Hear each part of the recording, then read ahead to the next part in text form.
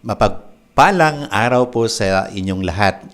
Naririto tayo upang gawin natin ang ating pong study session para sa ating pong Miracle Sunday na series. At ngayong araw na ito ay patuloy nating tingnan ano ba ang mensahe sa atin at paano natin maunawaan yung ating pong parte ng pag-aaralan ngayong araw na ito.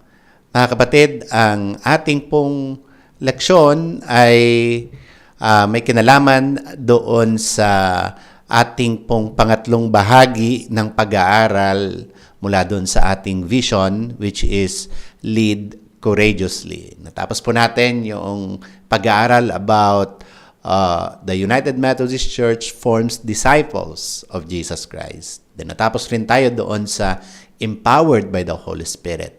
Kasama na rin ang loving boldly at saka yung serve joyfully. At this time po, ang ating bibigyan ng pansin ay yung lead courageously. Ating pong pag-aralan ito at bigyan natin ng panahon para sa ating session 5, which about lead courageously and grounded in God's presence, committed to justice, and expressed through humble, faithful action. Ang ating pong mga text ay Joshua chapter 1, 5-9, Psalms 27, 1-3 and 14, Isaiah chapter 58, 6-10, at ang Ephesians chapter 6, 10-18. Mga kapatid, ito pong ating pag-aaral ay meron pong big idea na courageous leadership follow Jesus' example, grounded in God's presence, committed to justice, and expressed through humble, faithful action. So, sana handa na tayong lahat sa ating pong pag-aaral at patuloy na ang Diyos ang sumaatin. Tayo po'y manalangin. Aming Diyos, samahan mo po kami sa pag-aaral na ito at nawa, Ikaw ang magbigay sa amin ng pagkaunawa sa aming pong matutunghayan ngayong oras na ito. Sa pangalan mo, Panginoong Hesukristo. Amen and Amen.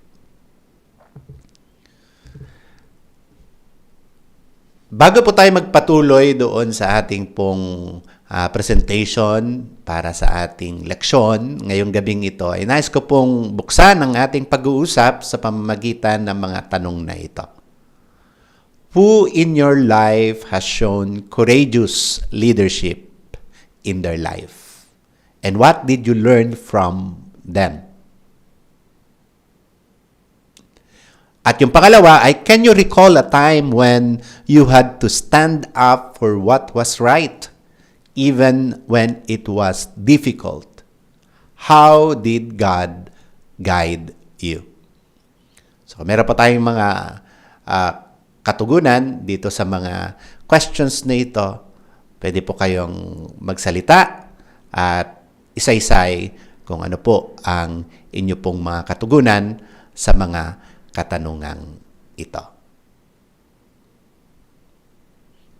Tayo po'y magpatuloy.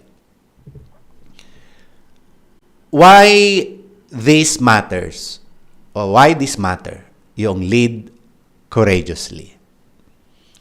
To lead courageously is to follow Jesus not by grasping for power, but by embodying love, humility, mercy, compassion, and justice.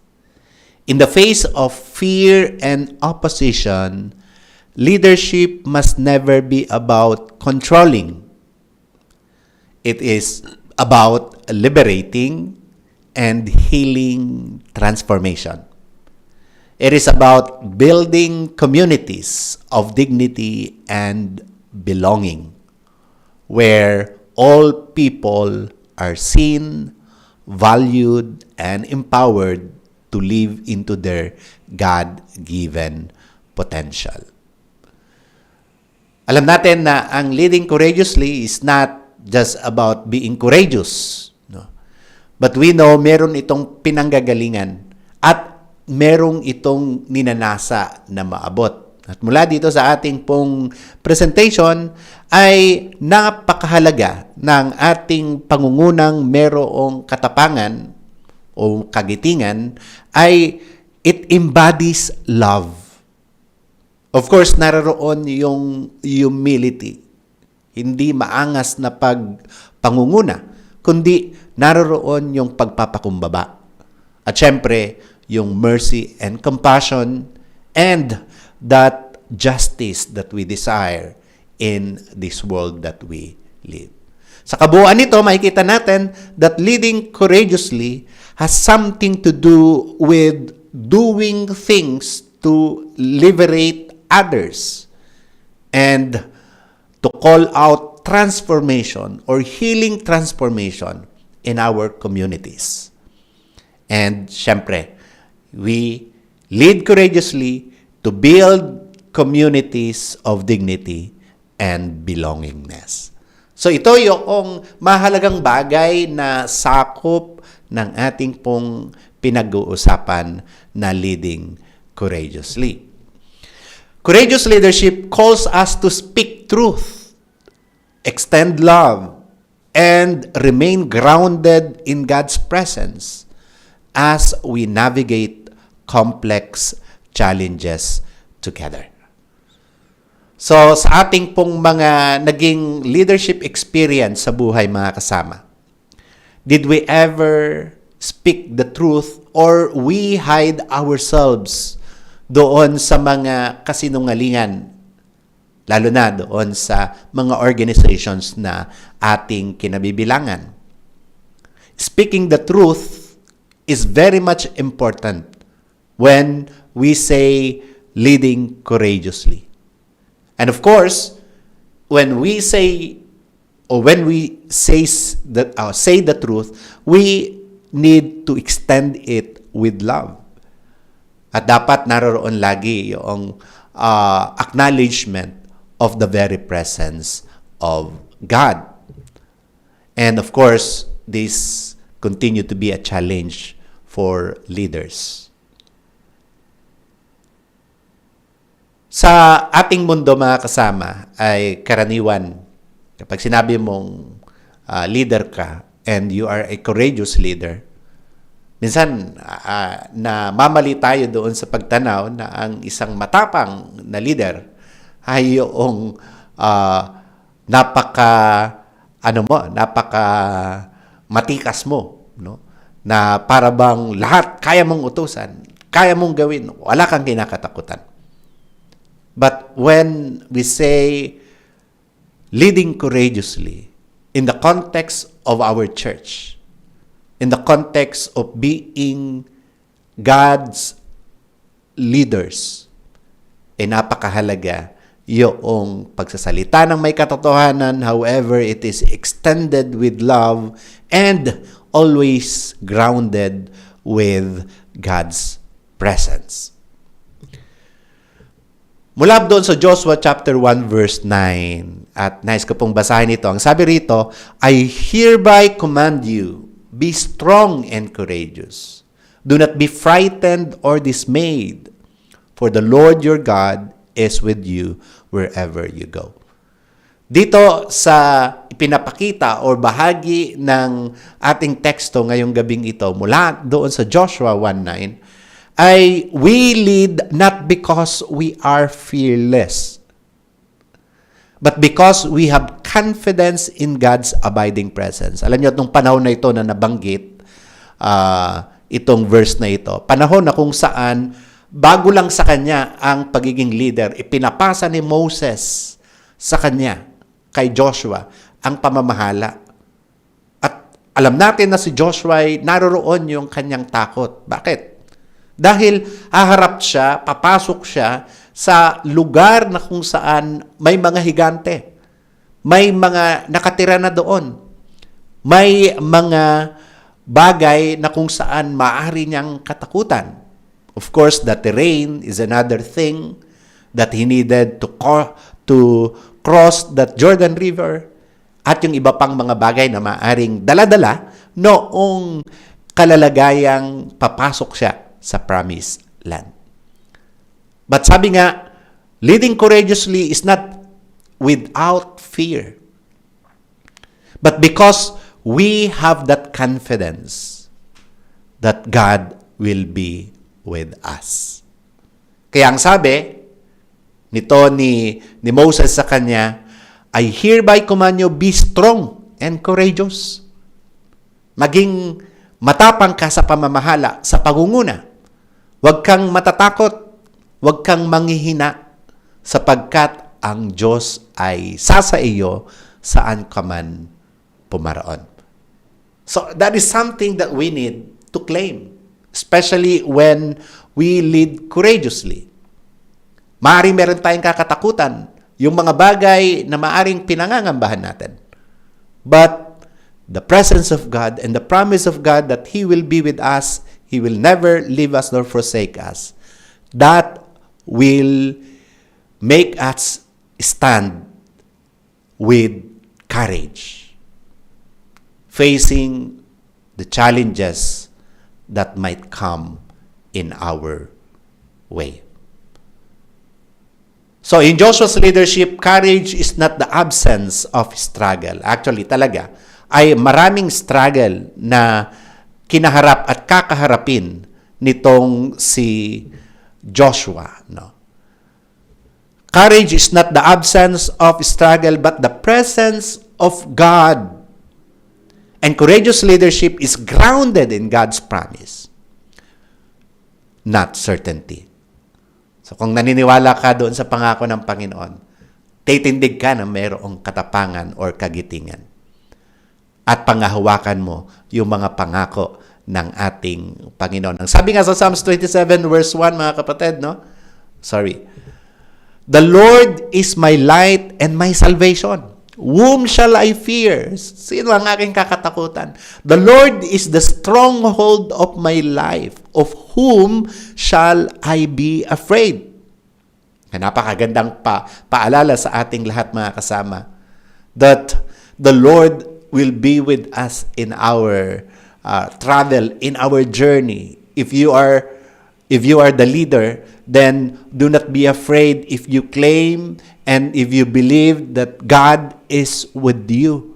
Yes, marami tayong kakatakutan, maraming mga challenges na maaari nating kakaharapin. But we will stay strong.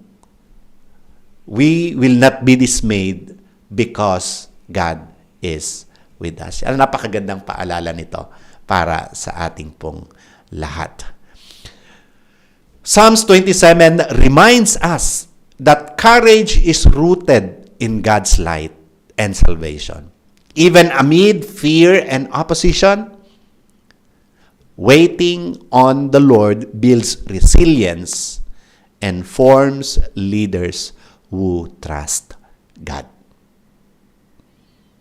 Ang tanong siguro natin sa bawat isa, do you trust the Lord in your leadership? Ilan ba sa atin ang mga leader dito? But when you take the lead, do you ever hold on to that promise of God? Or we will just focus on those anxious mga situations, doon sa mga challenges, doon sa mga hamon sa ating paligid. It's one thing for us to realize or even kilalanin yung mga problemang ito. Pero it's another thing and very important to hold on to that promise that the Lord is giving us. God will not leave us. The Lord will be our stronghold, mga kasama. Siya ang mangunguna sa atin. Pero syempre, kapag pinag-uusapan natin ang biblical courage, mga kasama, ay mahalagang maunawaan natin ito. Biblical courage does not stop at personal resolve. It presses outward into public faithfulness. Just as Prophet Isaiah connects the righteous act of fasting with confronting injustice and shares this vision. So kung tayo ay nananangan sa Panginoon, maganda yan. No? Palalakasin niya ang ating loob upang tayo'y makatindig. Subalit doon, kalakasan sa loob na yan, yung pinanghahawakan natin mula sa Panginoon, kailangan natin yan maipakita sa ating pang-araw-araw na pamumuhay. Ito yung tinatawag natin na translating our inner belief doon sa ating mga daily routines and daily lives. Kay Isaiah nga, mga kapatid, sabi niya, "Is not this the fast that I choose? To loose the bands of injustice, to undo the straps of yoke, to let the oppressed go free, and to break every yoke." So alam natin yung fasting ay isang spiritual or what we called personal practice of personal piety. Pero si Isaiah, ayaw niya na maging personal lang. No? Kailangan naapektuhan ang iba sa ating kabanalan. No? Dapat nararamdaman nila ng mga tao yung iyong kaloobang malapit sa Diyos. Katulad ng ating tapang na nagmumula doon sa Diyos na tapat, na tumawag sa atin bilang mga leader. At dapat ito'y natatranslate doon sa ating mga paggawa. Kung itutuloy natin yung mula doon sa bahagi rin ng Isaiah in verses 9 to 10. Ang sabi dyan, "If you remove the yoke from among you, the pointing of the finger, the speaking of evil, if you offer your food to the hungry and satisfy the needs of the afflicted, then your light shall rise in the darkness and your gloom be like the noonday." Sabi natin kanina, napakahalaga na makita natin ang leading courageously na mayroong kinalaman din sa transformation ng ating society. So, our leadership must touch the very core of our society so that transformation will flow and will happen. Katulad ng vision ni Isaiah, na dapat ang ating mga personal piety, yung ating mga Christian principles must be translated in our daily life, mga kasama. So Jesus offers us naman a blueprint for courageous leadership. Makikita natin mula doon sa Isaiah binabanggit natin kung paanong dapat ay nakikita ang hustisya, ang kababaang loob, maging yung pagtulong sa kapwa. Ang ating Panginoong Jesucristo ay kanyang ipinakita ito, iminodelo niya, no? Yung kanyang courageous leadership, showing what justice really means, at pinakita niya rin yung kanyang mercy and faithfulness. At sa pamamagitan ng kanyang leadership ay ino-orient tayo patungo doon sa iba kung paanong manguna. And that means we stand with the marginalized and we confront the systems that harm and proclaiming hope where despair was taken root. Siguro yun yung popular sa atin. Si Jesucristo. Alam natin si Jesus Christ did not stay sa loob lamang ng temple or sa loob ng kanyang tahanan or doon sa bundok na nananalangin. Makikita natin si Jesus Christ ay naroroon sa communities. Doon sa Sea of Galilee, paikot-ikot siya doon. Pupunta siya sa iba't ibang panig and making yung justice, mercy, and His faithfulness take shape as He, our Lord Jesus Christ, conveyed the truth of the kingdom of God. Yun yung klaseng leader na meron ng ating Panginoong Yesus. Hindi lamang siya nakatutok doon sa kanyang 12 alagad o doon sa 72 disciples or ilan man o mas marami pa, kundi siya'y umaabot, pinangungunahan ng kanyang mga disipulo patungo doon sa komunidad na nangangailangan ng justice, ng mercy, at ng transformation, mga kasama. Now, in Micah chapter 6:8, kung atin itong babasahin mga kapatid, ay mababasa natin dito yung mahalagang bagay na dapat nating maunawaan. Una, He has told you, O mortal, what is good, and what does the Lord require of you, but to do justice and to love kindness and to walk humbly with your God. Niyakap ng ating Panginoong Yesus ito, no? Sa kanyang paglakad bilang tao, kasama ng sangkatauhan. At yun din yung panawagan sa bawat isa sa atin. Micah 6:8 also offers a simple yet profound guide for courageous leadership, gathering these themes into a way of life. A way po yan, no? A way of life. Sabi, He has told you, O mortal, di ba? What is good? To act justly is to challenge inequity. Kung meron mang pong mga discrimination, kung merong mga tila injustice sa ating paligid, leaders are being called to act justly.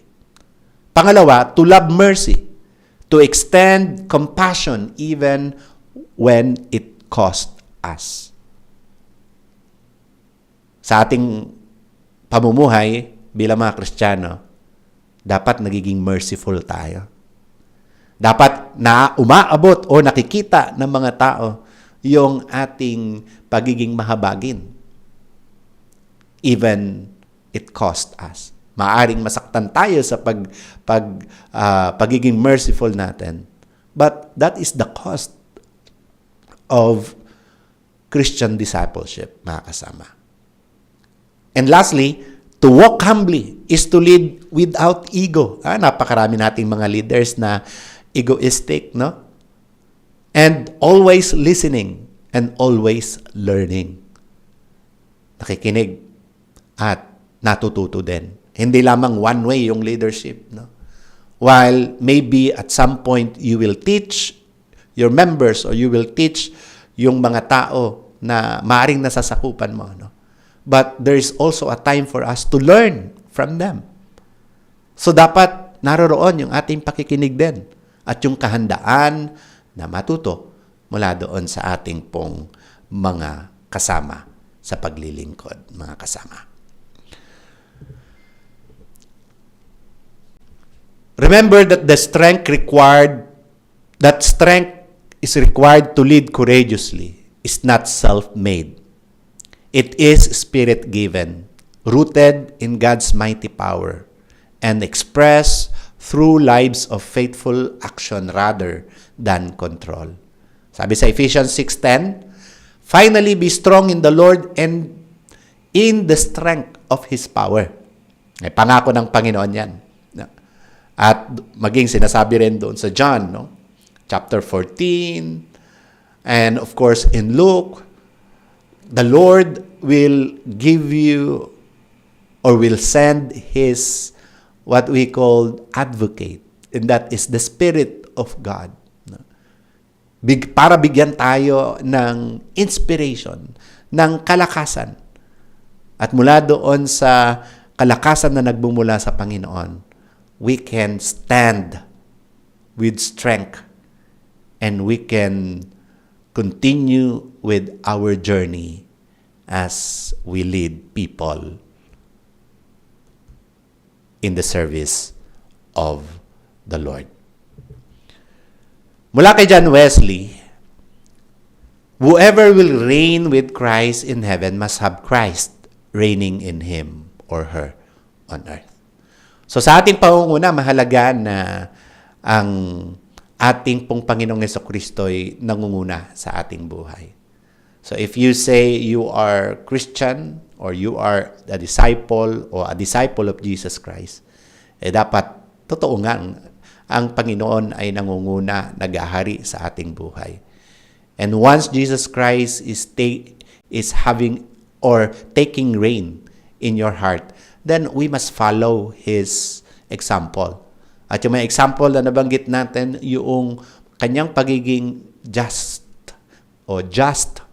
leader, yung kanyang mercy, yung kanyang pagtindig laban doon sa mga hindi o yung mga hindi makataong mga gawain. No?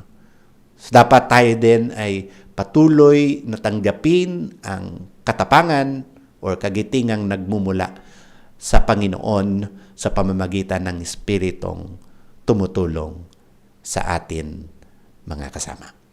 So sa huling bahagi ay nais ko pong paalalahanan ng bawat isa sa pagkilos bilang mga Kristiyano. Ito po ang ating call to action.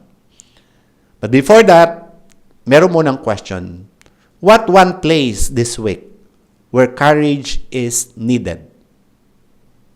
At home, in your church, workplace, or community. Ano kaya?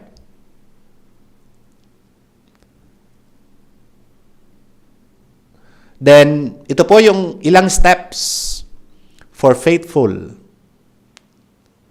leaders. Una, speak a truth that needs to be spoken with love. Stand alongside someone who is vulnerable or overlooked. Act in a way that advances justice and compassion. Remember to trust God and His presence because He will be with you as you lead. Trust that God's presence goes with you as you lead. So sa huling bahagi ay lagi nating tatandaan ang Panginoon ay napakahalagang ating masunod sa ating pong pangunguna, sa ating pong pagiging isang Kristiyano. Purihin ang Panginoon at nawa marami tayong natutunan sa ating pong pag-aaral ngayong araw na ito for session number 5. No? Session number 5. At nawa ay lagi tayong matuto tungkol sa mga bagay na may kinalaman sa pangungunang merong kagitingan or katapangan. Salamat po. Purihin ang ating Panginoon. Amen.